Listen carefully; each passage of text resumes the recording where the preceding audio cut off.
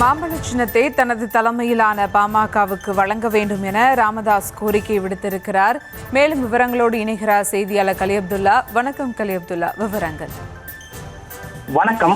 பாமகவில் மருத்துவர் ராமதாஸிற்கும் அன்புமணிக்கும் இடையே நிலவி வந்த மோதல் போக்கு காரணமாக பாமகவின் அடிப்படை உறுப்பினர் உள்ளிட்ட அனைத்து பொறுப்புகளிலிருந்து அன்புமணியை நீக்கம் செய்தார்.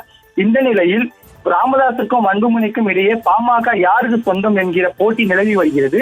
இதற்கு மருத்துவர் ராமதாஸ் தரப்பு, அன்புமணி தரப்பு தனித்தனியாக இந்திய தேர்தல் ஆணையத்தை அணுகிய நிலையில், ஆனால் பாமகவின் தலைவராக தொடர்ந்து அன்புமணி செயல்படுவார் என்று பாமகவின் தலைவராக அன்புமணியை இந்திய தேர்தல் ஆணையம் அங்கீகரித்துள்ளதாக அன்புமணி தரப்பினர் கூறியுள்ள நிலையில், அதற்கு எதிர்ப்பு தெரிவித்து பாமக ராமதாஸ் தரப்பினர் தேர்தல் ஆணையத்தை அணுகி ஆவணங்களை சமர்ப்பித்துள்ள நிலையில், மீண்டும் இரண்டாவது முறையாக GK மணி உள்ளிட்ட முக்கிய நிர்வாகிகள் தேர்தல் ஆணையத்தை சந்தித்து வந்த நிலையில், தற்போது பாமக நிறுவனர் ராமதாஸ் தலைமை தேர்தல் அதிகாரிகளுக்கு தற்போது லெட்டர் ஒன்றை அனுப்பியுள்ளார். இந்த லெட்டரில் குறிப்பிட்டுள்ளையில் 16/7/1980 அன்று பாமக கட்சியின் நிறுவனர் என்பதால் தமிழ்நாடு மற்றும் புதுச்சேரி மாநிலத்தில் 1 கோடிக்கு அதிகமான உறுப்பினர்களுடன் கட்சியை நடத்தி வருகிறேன்.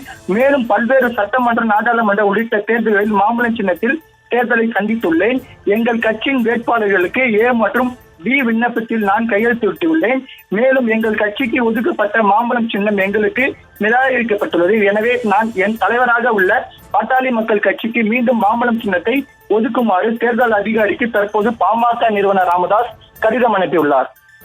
விவரங்களுக்கு நன்றி கலி அப்துல்லா.